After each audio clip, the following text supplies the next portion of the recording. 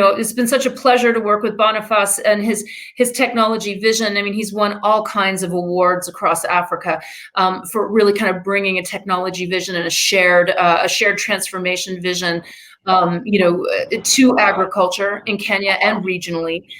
So Boniface, maybe you can tell us a little bit about your work at Calro and how you're building a data hub for agriculture, and what does that mean for Calro as you look at becoming a platform working with technology innovators? Thank you, Lisa, and participants. Yes, we, for the last, I think, 2 years, we have been building a number of digital platforms, but now we are putting all that into a digital hub or a digital platform, a data platform. We started by developing different digital solutions or for farmers and for other stakeholders.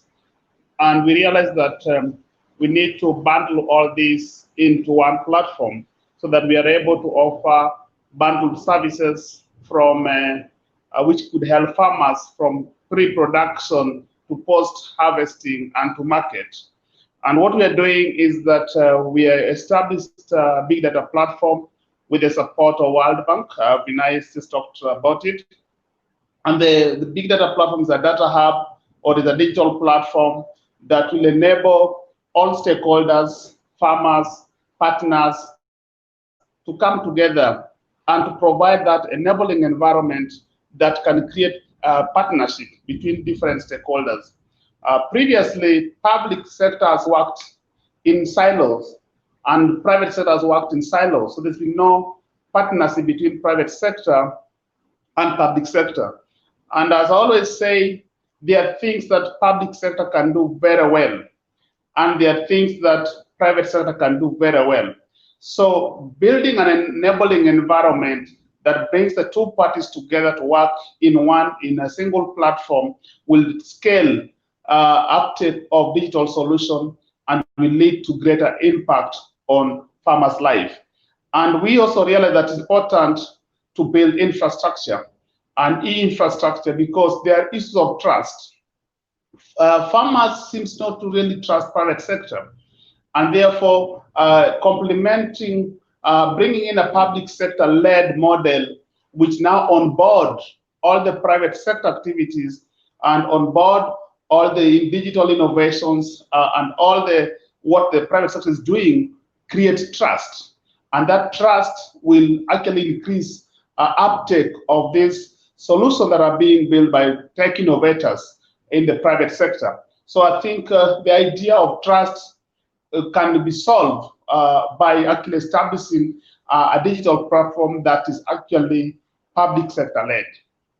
Thank you, Lisa. Maybe I could take questions regarding this, and that's what we are doing. Yeah, I think that one of the questions that's come from the audience already is about how platforms can be relevant in the context of climate change. And I know that you're one of the people I always listen to around climate change. And we work with other platforms like Safaricom's DigiFarm platform. They can sign up 200,000 farmers in a month, but Safaricom does not know anything about climate change and its impact on agriculture. So they've partnered with Calro to make that happen. So how can Calro be part of helping, as a platform, of helping all of us address the threats of climate change, especially for smallholders? Thank you, Lisa. I think that's a question which is in my heart. I was not able to speak about it because of time, but I would say that the main driver that drove us into establishing a digital platform is climate change. There are three questions that we need to answer to the farmers in the wake of climate change: what to plant or to keep, how to plant, when to plant it or when to keep it, how to keep it or how to plant it. And these questions cannot be answered without platforms that have intelligence. For example, it's become very unpredictable to know when it will rain, and even when you know by how much, because the climate has changed. And therefore, the digital platform, and we have developed a platform called the Kenya Observatory Platform, which basically predicts weather forecast in the next 14 days, gives you the last 30 days and the last 7 days. And it will not just give you the probability of the rain, but also give you the chance and amount. And all other climatic variabilities, temperature, wind speed, cloud cover, and these are very important for decision making, because once the platform provides this solution in a very granular way, and by the way, is able to give you context-specific and location-specific information. So I will be able to get the weather forecast for my farm, not for my neighbor's farm. And therefore, this helps in optimizing decisions so that I can make decisions what to plant. And also, for example, for you to apply fertilizer, you need enough moisture in the soil that can be able to absorb the fertilizer. And therefore, if you don't know the amount of rain or the amount of moisture in the soil, you will waste your money. Some farmers have been wasting their money. They buy the fertilizer, they apply it at the wrong time, and the fertilizer are not absorbed. So whereby knowing the moisture content in the soil alone is able to help farmers to save, not to waste the resources that they're investing. Issues of pests and diseases are dependent on climate. And when we are able to predict the climate change, the weather forecast, the wind speed, like for example, the desert locust that we just had recently, it was because of climate change. And with the digital platform, you're able to know how they're moving because they follow the wind speed, the wind movement rather, the wind direction.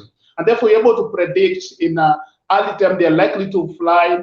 And then the breeding also depends on certain climatic change. And therefore, you're able to see, we are going to see multiplication of swarm of locusts because the climate is favorable to them.